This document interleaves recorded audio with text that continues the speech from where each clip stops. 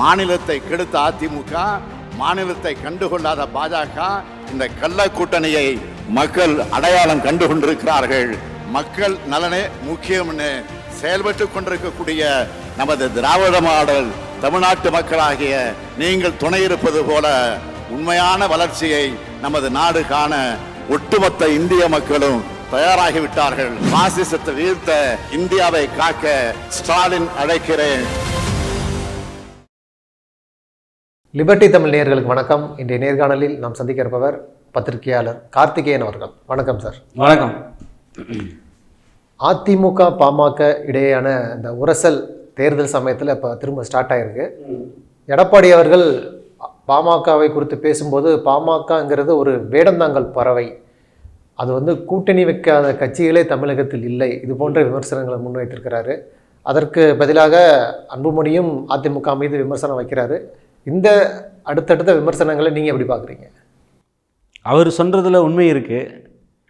பாமக கூட்டணி வைக்காத கட்சியிலே இல்லை, திமுக மதிமுக அதை தான் அவர் பிரதானமாக சொல்கிறாரு. அந்த வரிசையில் இப்போ பாஜகவோடையும் சேர்றாங்க. அதாவது திமுக அதிமுக ஒரு சின்ன வித்தியாசம்.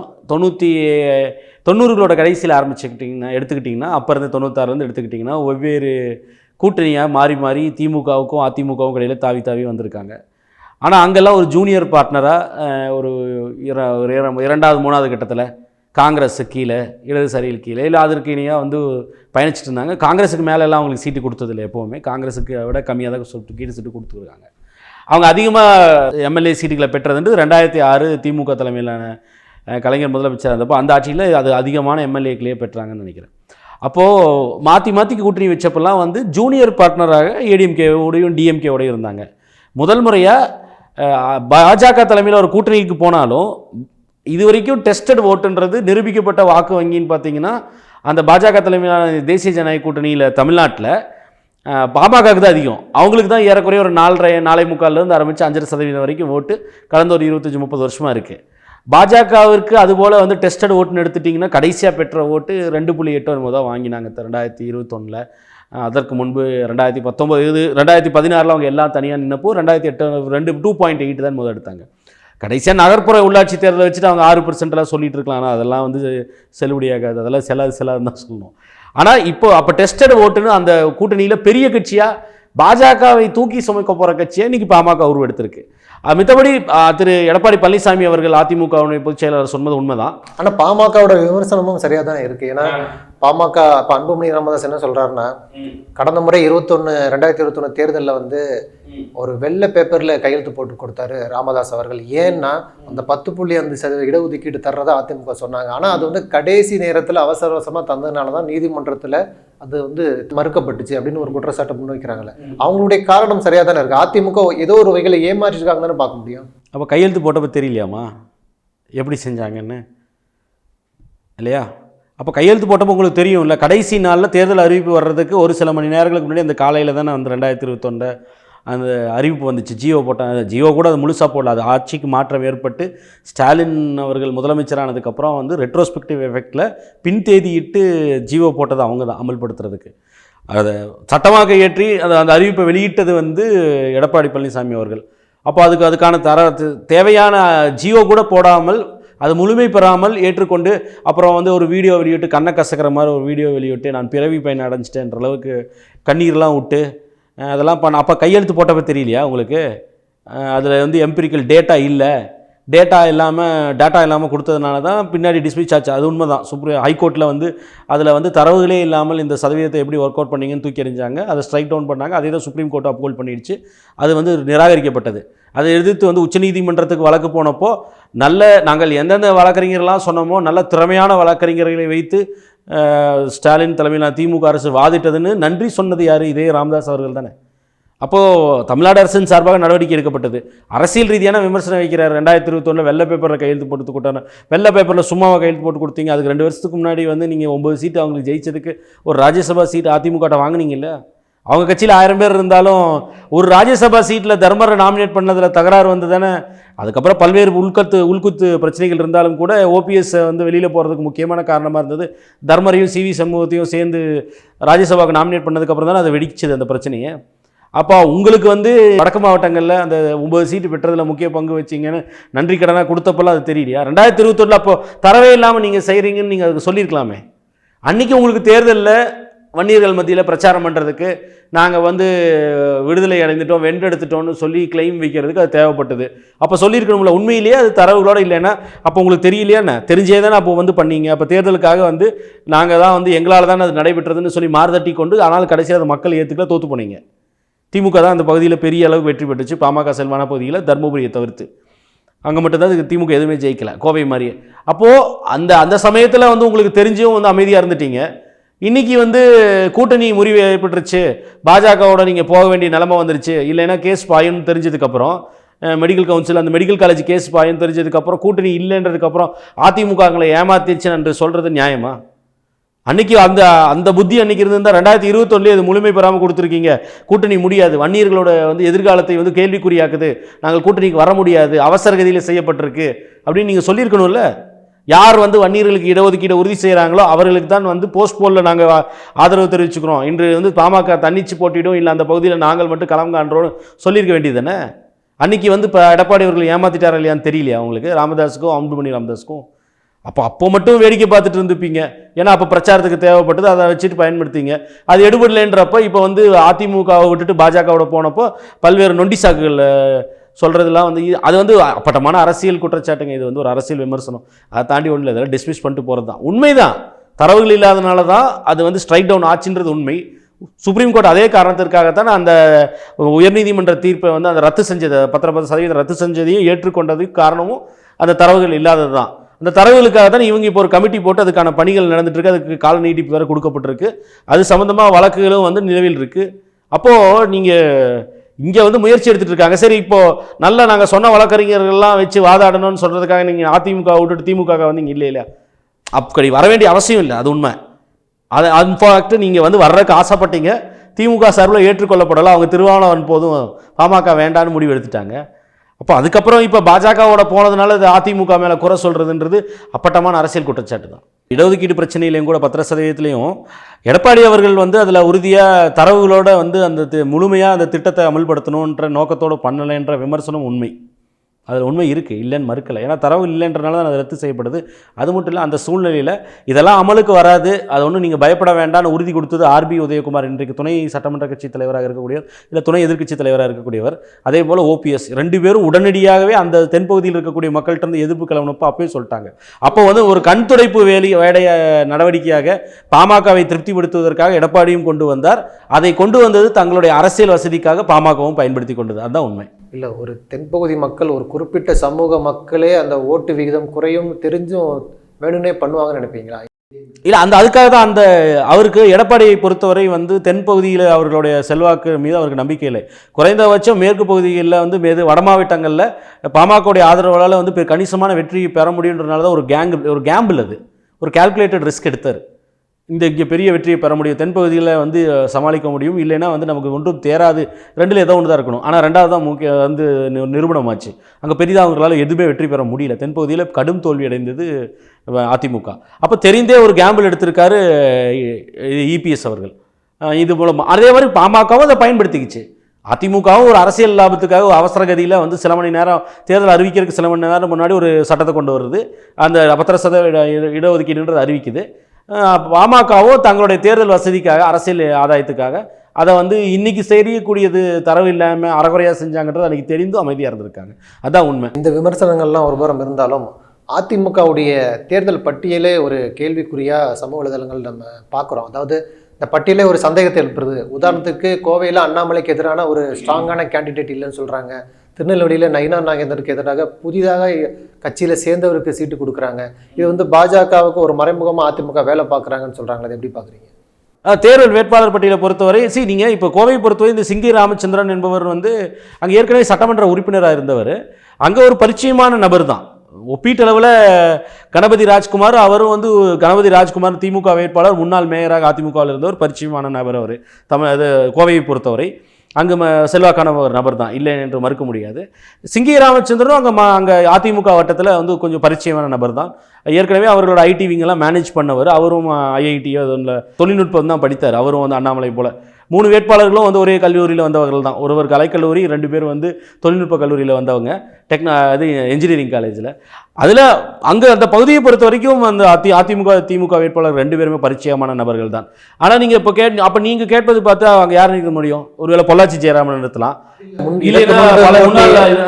அனுபவம் வாய்ந்த இதுக்கு முன்பு எம்பியா வேலுமணி வேணா நிறுத்திருக்கலாம், எஸ்பி வேலுமணி வேணா நிறுத்திருக்கலாம். இப்போ தமிழிசை சவுந்தரராஜனும் இவங்க இது அண்ணாமலையெல்லாம் களத்தில் காண்றது போல வேலுமணி வேணா நின்றுருக்கலாம், அவரை வேணா நிறுத்திருக்கலாம். பட் அதை நிறுத்தாதது யாருடைய தவறு? அதிமுக தவறு தானே. இன்னொரு விஷயம், நீங்கள் வேலுமணி நின்று தான் ஃபைட் பண்ணணும்னு அவசியம் இல்லை. ஒரு வேளை அந்த தேவை இல்லைன்னு கூட அவங்க நினச்சிருக்கலாம். நிற்பதுனால பலம் இருக்குது. வேலுமணி நிற்பது, ஒரு சிங்க ராமச்சந்திரன் நிற்கும் பொழுது அதை எதிர்த்து ஒரு வேலுமணி, அதற்கு பதிலாக ஒரு வேலுமணி நின்னார்னா நிச்சயமாக களம் இன்னும் கடுமையாகும். இவருக்கு அண்ணாமலைக்கும் சரி திமுக வேட்பாளருக்கும் சரி, இல்லைன்னு யாரும் மறுக்கலை. அவர் முழு மூச்சாக அவருடைய செல்வாக்கிற்காக களம் இறங்குவார். அவருக்காக வந்து சிங்க ராமச்சந்திரனுக்கு வேலை செய்ய மாட்டாங்கன்னு அர்த்தம் இல்லை. இன்றைக்கி கூட காலையில் பேசியிருக்காரு, இன்னைக்கு காலையோ நேற்று காலையோ பேசியிருக்காரு கோவையில். அங்கே செயல் வீரர்கள் கூட்டத்தில் பேசும்போது வேலுமணி அவர்கள் இதை அர்த்தம் சொல்கிறார், முன்னாள் அமைச்சர். போட்டி இங்கே கோவையை பொறுத்த வரைக்கும் திமுகவுக்கும் அதிமுகவும் தான். அண்ணாமலை 1000 இது பேசினாலும் வந்து இங்கே உனக்கும் அவர்களுக்கும் இங்கே போட்டியெல்லாம் கிடையாது அப்படின்றத வெளிப்படையாகவே அவர் டிக்ளேர் பண்ணியிருக்காரு. நீங்கள் சில பொதுவாக அதிமுக பட்டியலை எடுத்து பார்க்கும்போது அதில் ஒரு முன்னணி வேட்பாளர்கள் யாரும் இல்லைன்றது உண்மைதான்.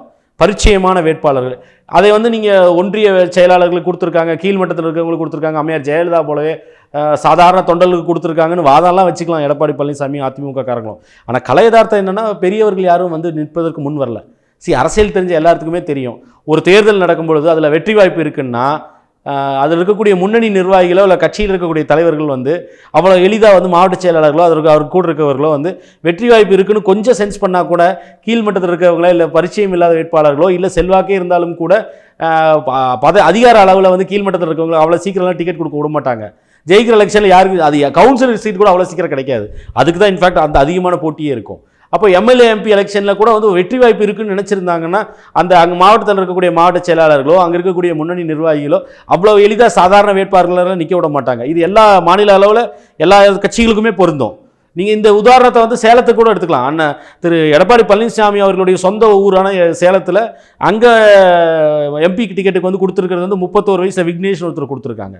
அங்கே எதிர்த்து நிற்கக்கூடியவர் முன்னாள் மாவட்ட செயலாளர், முன்னாள் அமைச்சராக அதிமுகவில் இருந்தவர், ராஜ்யசபா எம்பியாக இருந்தவர், 10 ஆண்டுகளுக்கு முன்பு வந்து திமுக வந்தவர், திமுகவிலும் ராஜ்யசபா எம்பியாக இருந்தவர், ரொம்ப பரிச்சயமான அந்த தொகுதி ஃபுல்லும் அதிமுக வட்டாரத்திலேயே வந்து பெரிய செல்வாக்கான நபர் டிஎம் செல்வ கணபதி.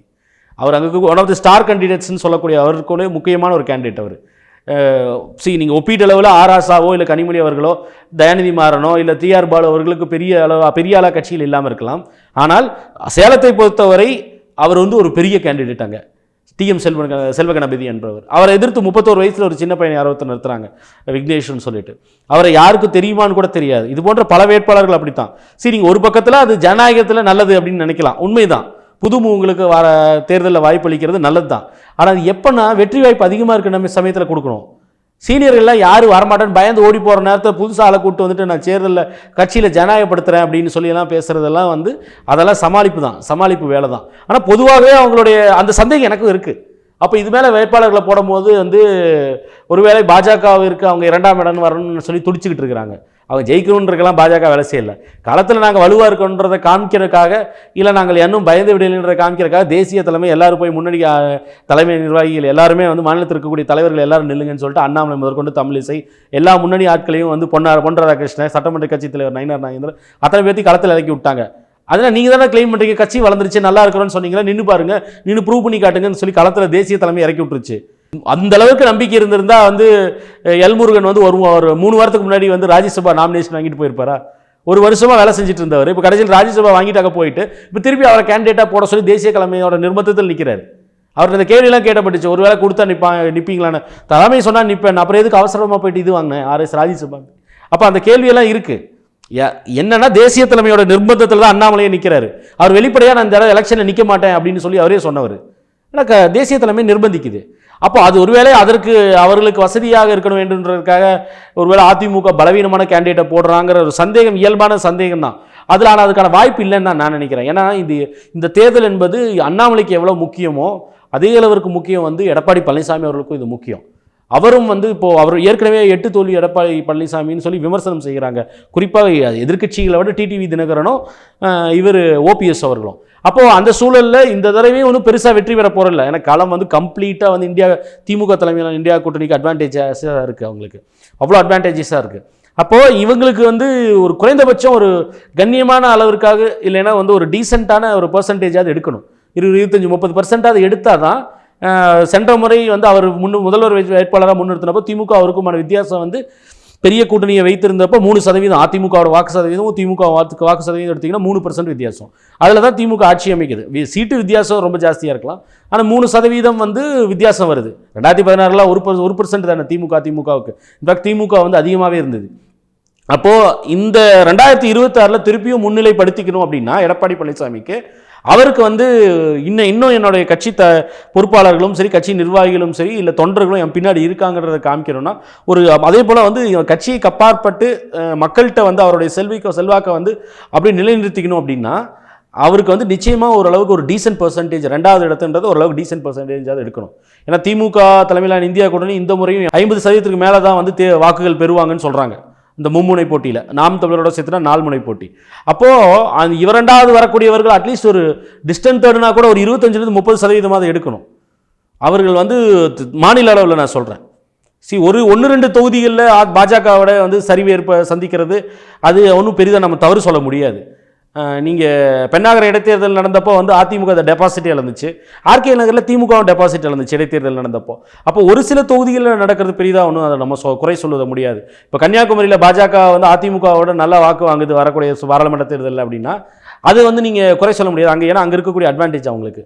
ஆனால் பெரும்பான்மையான தொகுதிகள் இல்லை கணிசமான தொகுதிகளில் வந்து அதிமுக 3ஆம் இடத்துக்கு தள்ளப்பட்டுச்சுன்னா திரு எடப்பாடி பழனிசாமி அவர்கள் மீதான தலைமையின் மீதான நம்பிக்கை வந்து குறையும், அந்த நம்பகத்தன்மை குறையும், அந்த தொண்டர்களுக்கு நம்பிக்கை இழக்க வாய்ப்பு இருக்கும், அவர்களுக்கு ஒரு சுணக்கம் ஏற்படும். 2026 பல கேள்விகள் எழுப்பப்படும் அவருடைய தலைமை குறித்து. ஒருவேளை பாஜக ஆட்சிக்கு வந்துட்டால் இதையே பயன்படுத்தி அந்த கட்சியில் இன்னும் பல பிரளயங்களை வெடிக்க வைக்க முடியும். அப்போ அதையெல்லாம் வந்து யூகிச்சு தான் வந்து அண்ணாமலைக்கு எப்படி வந்து 2-3 வருஷமாக 2021 எண்டுலேருந்து சொல்லிட்டு இருக்காரு நாங்கள் தான் பிரதான எதிர்க்கட்சின்னு, ஸ்டாலின் அவர்கள் ஆட்சிக்கு வந்ததுலேருந்து. அப்போது இந்த குறிப்பாக கடந்த 2 வருஷமாக நான் கட்சியை வளர்த்துட்டேன்னு சொல்லிட்டே இருக்கார் அவர். அப்போ அதை நிரூபிக்கிறதுக்கு வந்து நீ இதுக்கு உனக்கு வாய்ப்பு நிரூபித்து காட்டுன்னு சொல்லி அவங்க தேசிய தலைமை கம்பல் பண்ணுது. அதனால் விருப்பமில்லானா கூட கோயம்புத்தூரில் நிற்கிறாரு, நிற்க வைக்கப்படுகிறார். அவரும் நின்று தான் ஆகணும், வேறு வழி இல்லை. தேசிய கட்சி சொல்லும் பொழுது, தேசிய தலைமை சொல்லும் போது நிற்கிறார். அப்போ அவருக்கு எந்தளவிற்கு வந்து தன்னுடைய கட்சியை வளர்த்துட்டேன்னு சொல்லக்கூடியதை வந்து நிரூபித்து காட்ட வேண்டிய கட்டாயம் இருக்கோ, அதே போல் என்னுடைய தலைமையில் வந்து என் தொண்டர்கள் இன்னும் என் பின்னாடி இருக்காங்க, இல்லை நான் அவர்கள் என் மீது நம்பிக்கை இழக்கலை அப்படின்றத நிரூபித்து காட்டணும். அதே போல் திமுகவை சவால் விடக்கூடிய இடத்துல 2ஆம் இடத்துல நான் தான் இருக்கிறேன். 2026 வந்து திரு ஸ்டாலின் அவர்கள் ஆட்சி தொடர வேண்டுமா வேண்டாமா என்ற கேள்வியை வைக்கக்கூடியது, இல்லை வேண்டாம்னு சொல்லி முன்னணியில் நின்று அந்த கேள்வியை வைக்கக்கூடிய இடத்துல வந்து திரு எடப்பாடி பழனிசாமி நான் தான் இருக்கிறேன் அப்படின்னு சொல்லி நிரூபிக்கணும். இந்த பாராளுமன்ற தேர்தல்ன்றது அதுக்கு தான். திமுகவை பொறுத்த வரைக்கும் 31 MP, பாஜகவையும் அதிமுகவையும் பொறுத்த வரைக்கும் வந்து 2026 சட்டமன்ற தேர்தல். இன்னைக்கு அதை வெளிப்படையாகவே வந்து அண்ணாமலை வந்து கோயம்புத்தூரில் ஒத்துக்கிட்டாரு. பத்திரிகையாளர் சந்திப்பில் பேசும்போது எங்கள் தலைவர் வந்து பிரதமர் மோடி வந்து மீண்டும் தமிழ்நாட்டுக்கு வந்து செல்வது 2026க்காகத்தான் வெளிப்படையாகவே இன்னைக்கு சொல்லிட்டார். இத்தனை நாள் நம்ம வந்து ஊடகவியலாளர்கள் வந்து அனாலிசிஸாக நம்ம சொல்லிட்டு இருந்தது, அவர் ஓப்பனாக சொல்லிட்டார். மோடி அடிக்கடி வருவது வந்து 2026க்காக தான். 2026 பாஜக தலைமையிலான ஒரு ஆட்சியை தமிழகத்தில் நிறுவ வேண்டும் அப்படின்றதுக்காக தான் அவர் வர்றார். நாங்கள் நீண்ட கால செயல் திட்டத்திற்காக தான் பாஜக இங்கே வலிமைப்படுத்த வேண்டும் என்பதற்காகத்தான் வர்றான்றதை வெளிப்படையாகவே சொல்லிட்டார். அதை விட பட்டவத்திரமா எப்படி சொல்ல முடியும்? அப்போ அதை வந்து நீங்கள் டிக்ளேரே பண்ணிட்டார் அவர், அதுக்கு தான் மோடி வர்றாருன்னு. அப்போ அங்கே தான் அந்த இடத்தை நோக்கி தான் வந்து திரு எடப்பாடி பழனிசாமி போகிறாரு. இல்லை நான் வந்து மெயின் கண்டெண்டரு இங்கே வந்து பதவியை பறிக்கிறதற்கு, ஸ்டாலின் அவர்கள் பதவியை பறிப்பதற்கோ இல்லை அவர்களை வந்து சேலஞ்ச் செய்வதற்கு இப்போ மெயின் கண்டெண்டர் நான் தான் அப்படின்னு ப்ரூவ் பண்ண வேண்டிய இடத்துல எடப்பாடி பழனிசாமி இருக்கார். அதனால் பலவீனமான கேண்டிடேட்டை போட்டு மிகவும் சொற்பமான வாக்குகளில் எல்லா இடத்துலையும் 3வது இடத்துக்கு போய் இல்லை பல இடங்களில் டெபாசிட் இழக்கிறது, அந்த நிலைக்கெல்லாம் வந்து எடப்பாடி பழனிசாமி அவரை தள்ளிக்கிறார் அப்படின்னா அது வந்து ஒரு சூசைடல் மிஷன். அதனுடைய தலைமை, அவரோட கட்சிக்கு அவர் கையில் இருக்க அவருடைய இருப்பு ப்ளஸ் அவருக்கு இருக்கிற ஹோல்டு அந்த கிராஸ்பே போயிடும். அதனால் நிச்சயமாக அவ்வளோ பலவீனமான கேண்டிடேட்டை வந்து போட்டு பாஜகவிற்கு உதவி செய்வதற்காக போடுவாங்கன்னு நான் நினைக்கல. இந்த நபர்கள் தான் முன் வந்திருப்பாங்க, அங்கே அந்த தொகுதியில் செலவு பண்ணக்கூடிய வசதி உள்ளவர்களாக இருந்திருப்பாங்க. அதனால் அவர்கள் முன் வந்ததுனால அவங்களுக்கு கொடுத்துருப்பாங்களே ஒழிய மித்த சீனியர்ஸ் முன் வராதனால அவர்களை நிர்பந்திக்கக்கூடிய இடத்துல வந்து எடப்பாடி பழனிசாமியும் இல்லை. எடப்பாடி பழனிசாமியால் போய் தங்கமணியோ வேலுமணியோ நாமக்கல்ல நில்லு, கோயம்புத்தூரில் நில்லுன்னு சொல்லிட்டு போய் நிர்பந்தம்லாம் பண்ண முடியாது. அந்த இடத்துல அவர் இல்லை. இவரை கிருஷ்ணகிரியில் வந்து கேபி முனுசாமியை, இல்லைன்னா வந்து திண்டுக்கல்லில் போய் இவரை நிற்க சொல்லி, திண்டுக்கல் சீனிவாசனை நிற்க சொல்லி எல்லாம் வந்து நிர்பந்திக்க முடியாது. ஆனால் அது பாஜகவிற்கு உதவுவதற்காக இல்லை, அங்கே இருக்கக்கூடிய தலைவர்களுடைய நம்பிக்கையின்மையினால் இந்த கேண்டிடேட் லிஸ்ட் வந்திருக்குன்னு தான் நாம் பார்க்கணும் தான் நான் நினைக்கிறேன். இப்போ பாஜகவுடைய வேட்பாளர் பட்டியலில் சமீபத்தில் காங்கிரஸில் சிட்டிங் எம்எல்ஏவாக இருந்த விஜயதீன் அவர்கள் ராஜினாமா பண்ணிவிட்டு பாஜக போய் சேர்ந்தாங்க. விழுவங்கோடு இடைத்தேர்தலையும் சரி, கன்னியாகுமரி தொகுதியிலையும் சரி அவருக்கு வந்து வாய்ப்பு அளிக்கப்படலை இல்லையா? அது நீங்கள் எப்படி பார்க்குறீங்க? சரி, நீங்கள் எல்லாருக்கும் அப்படியெல்லாம் கொடுத்துட மாட்டாங்க. ஏன்னா அங்கே இப்போ காங்கிரஸில் வந்து எனக்கு உண்டான அங்கீகாரம் கிடைக்கலன்னு தானே பாஜக. அது வந்து நீங்கள் அக்கறை பச்சைன்னு போனால் இப்படி தான் தெருவில் தான் நிற்கணும். சரி, நீங்கள் அதெல்லாம் சொல்கிறேன். இதே பாஜக இன்னொரு மாநிலத்தில் டிக்கெட் கொடுத்துருக்கு. இதுக்கு முன்னாடி மதுகோடான்னு ஒருத்தர் இருந்தார் இல்லையா, முன்னாள் காங்கிரஸினுடைய முதலமைச்சர் அவர் இருந்தவர். அவருடைய மகள் கீதா கோடாவிற்கு ஒரு வாரத்திற்குள்ளே போய் பாஜகவில் சேர்றாங்க. அவங்களுக்கு லோக்சபா டிக்கெட் இப்போ கொடுத்துட்டாங்க. மதுகோடா பொண்ணுக்கு கீதா கோடாவுக்கு வந்து டிக்கெட் கொடுக்கலாம், விஜயதாரணிக்கு கொடுக்குறதுல என்ன கிடைக்கிது போகுது? அது பாஜகவுடைய கணக்கு. உங்களுக்கு அவ்வளோ செல்வாக்கு இருக்கிறத நீங்கள் நிரூபித்து காமிச்சிருக்கணும். விபி துரைசாமி போனார், கூக்கா செல்வம் போயிட்டு திரும்பி வந்துட்டார் திமுகவுக்கு. கேபி ராமலிங்க போனார், அவர் மட்டும்தான் இப்போ டிக்கெட் கொடுத்துருக்காங்க. அவரும் கேட்காம அவர் விருப்பமில்லாத தான் நிறுத்தி வைக்கப்பட்டதாக தான் அந்த செய்தியும் வருது நாமக்கல்ல. அப்போது இந்த ஒரு சிலருக்கு கொடுக்குறாங்க, அவர்களுக்கு நிர்பந்தத்தில் கொடுக்கறது வேற. சில இடங்களில் வந்து அவர்களே விருப்பப்பட்டு கீதா கோடாவுக்கு மதுகோடா பொண்ணு கொடுத்த மாதிரி கொடுக்குறாங்க. இங்கே வந்து நீங்கள் எவ்வளவோ ட்ரை பண்ணாலும் பொன் ராதாகிருஷ்ணன் எதுக்கு கொடுக்க, அவருக்கு இன்ஃபேக்ட் அவருக்கு பெரிய அளவுக்கு விருப்பம்லாம் இந்த முறை இல்லைன்னுலாம் சொல்லப்பட்டது, செய்திகள்லாம் வந்துச்சு, ஊடகங்களில் காசிப்பாக வந்துச்சு, செய்திகளாகவும் எழுதப்பட்டது. ஆனால் தலைமை வந்து அவங்கள தான் நிறுத்தணும், அவர் தான் வலிமையான கேண்டிடேட் விரும்புது. உங்களை வந்து அவ்வளோ பெரிய ஒரு செல்வாக்கான தலைவராகவோ, இல்லை கன்னியாகுமரியில் நாங்கள் பாஜக இருக்கிறதே செல்வாக்கான பகுதியாக கருதப்படுகிறது தமிழ்நாட்டில் கன்னியாகுமரி தான், அவங்களே ஒப்புக்கொள்கிறது. அப்போ அந்த இடத்துல போய் நிறுத்தி நீங்கள் வந்து ப்ரூவ் பண்ணி காமிச்சிருவீங்க அப்படின்ற நம்பிக்கையெல்லாம் இல்லை, தேசிய தலைமைக்கு இல்லை. அவ்வளோ பெரிய தலைவரும் நீங்கள் காங்கிரஸ்லேயே கிடையாது. வந்து விப்பாலாம் விட்டு வச்சுருந்தாங்க, கொறடாவாக இருந்திருந்தாங்க, பல முறை வாய்ப்பு கொடுத்தாங்க. இன்ஃபேக்ட் இவங்க 2015 வந்து பாஜகவிற்கு போவதற்கு, கட்சி மாறுவதற்கு கூட முயற்சி எடுத்தாருன்னு செய்திகள்லாம் வந்துச்சு. அதற்கான முயற்சி எடுத்தப்போ அப்புறம் சமாதானம் செய்யப்பட்டு மீண்டும் காங்கிரஸ்லாம் அவங்க ரிட்டைன் பண்ணாங்க. அதுக்கப்புறம் திருப்பியும் சீட்டு கொடுத்து அவர்களுக்கு 2019 கன்னியாகுமரி எம்பி டிக்கெட் கேட்டது உண்மைதான், அவருக்கு அது ஆசைப்பட்டதும் உண்மைதான். ஆனால் அப்பவும் சீட்டு வழங்கலை காங்கிரஸில். இந்த முறை முயற்சி எடுத்து பார்த்தாங்க, வழங்கலை. இந்த மாதிரி எல்லா கட்சியிலும் இருக்கும். நிறையா கட்சியில் வந்து சீட்டு கிடைக்காதவங்க கட்சி மாதிரி போகிறது. ஆனால் அதே போல் வந்து அவர் தோற்கடிக்கப்பட்டார், உள்கட்சி பூசல்லி அப்படின்னு நினைக்கக்கூடியவர்கள் கட்சியை விட்டு வெறுத்து போகிறது, இதெல்லாம் நடக்கும். ஆனால் என்னென்னா போகிறவங்க வந்து பெரிய வாய்ப்பு கிடைக்கிற மாதிரி போகணும், இல்லைன்னா அதுக்கேற்ற வலுவான கட்சியில் போகணும். நீங்கள் போகிற கட்சிக்கு எவ்வளோ ஓட்டுனே தெரியாது. கடைசியாக பெற்றது 3% கீழே தான். இன்றைக்கி வேலுமணி அவர்கள் பேசும்போது வந்து அவருடைய கணிப்பு வந்து பிஜேபிக்கு 4%ன்னு அவர் சொல்கிறார். பிஜேபியோட நல்ல நெருக்கத்தில் இருந்தவர், பிஜேபிக்காக கடுமையாக பணி செய்தவர். இந்த வானதி சீனிவாசன் அம்மையார்லாம் வந்து எம்எல்ஏ ஆனாங்கன்னா அதுக்கு முக்கிய காரணம் கோவை தெற்கில் வந்து அவர் தான். அப்போது அவர் வந்து அவரோட அசஸ்மெண்ட் இன்றைக்கி அவர் பேசும்போது 4% ஓட்டுன்றார் பிஜேபிக்கு. அப்போ அவ்வளோதான் இருக்கக்கூடிய அந்த எதிர்கட்சியினோட அசஸ்மெண்ட்டு. அவர்கள் கடைசியாக பெற்றது 3% கீழே. ஒரு நகர்ப்புற உள்ளாட்சி தேர்தல் படி எடுத்துக்கிட்டாலே 6%. அந்த கட்சிக்கு என்ன வெற்றி வாய்ப்பு இருக்க போகுது? நீங்கள் கோவையிலேயே வந்து 2ஆம் இடத்து போன தடவை வந்திருக்கீங்க அதிமுக கூட்டணியில், 2014 2ஆம் இடத்த வந்திருக்கீங்க இந்த ஒரு 6 முனை 5 முனை போட்டியில். மித்தபடி கன்னியாகுமரியில் ஓரளவுக்கு நீங்கள் பெர்ஃபார்ம் பண்ணியிருக்கிறீங்க. ஆனால் இந்த முறையும் வந்து நீங்கள் ஒரு மும்முனை போட்டியில் அதிமுக எதிர்த்து களம் காணும்போது கோவையிலையோ இல்லை கன்னியாகுமரியிலையோ பெரிய அளவுக்கு வெற்றி வாய்ப்பு இருக்குன்றதை நான் நம்பலை. எனக்கு தெரிஞ்சு இந்த எலெக்ஷன்றது மியர் ஃபார்மாலிட்டி தான். இந்தியா கூட்டணி வந்து வெற்றியை வந்து தமிழ்நாட்டை பொறுத்தவரை வந்து இதை தடுப்பதற்கான எந்த வாய்ப்பு இப்போ தெரியல. அவங்க தேரான புல்லிஷ் ரன், அது அவ்வளோதான். ஒரு இந்தியா கூட்டணின்றது ஒரு பிளிட்ஸ்க்ரீகாக போயிட்டுருக்கு, அப்படியே மழையாக பொழிஞ்சிட்டு இருக்குது, குண்டு மழையாக அடிச்சுக்கிட்டு இருக்குது இவர்கள் மீது. அதனால் அதை எதிர்த்து வந்து ஒரு வலிமையான கூட்டணியும் இல்லை இரண்டு தரப்புலையும். அதிமுக கிட்டையும் பெரிய கூட்டணி இல்லை, பாஜக கிட்டையும் ஒரு பெரிய கூட்டணி இல்லை. மாறாக இந்தியா கூட்டணி மிகவும் வலிமையாக இருக்குது, ஆளுங்கட்சி வேறு. அப்போ இயல்பாகவே இருக்கக்கூடிய அட்வான்டேஜஸ் அவங்களுக்கு நிறையா இருக்கும், திமுகவும் அதனுடைய கூட்டணி கட்சிகளுக்கும். அப்போ அந்த இடத்துல களம் காணும்போது இவர்களுக்கான வாய்ப்புன்றது ரொம்ப ரொம்ப குறைவு தான். விஜயதாரணி என்ன ப்ரூவ் பண்ணினா தானே வந்து சீட்டு கொடுத்துருப்பாங்க. இந்த இதெல்லாம் அவருக்கு இதற்கு தகுதியானவர் ஒரு சீட்டு இல்லை, ஒரு வந்து சீட்டு கொடுக்குறன்ற உறுதியோடு போய் சேர்ந்தாங்களா என்ன? இல்லை, இன்ஃபேக்ட் ராஜினாமா பண்ணிட்டு வேறு போனாங்க. 2 வருஷம் இருக்குது இன்னும்.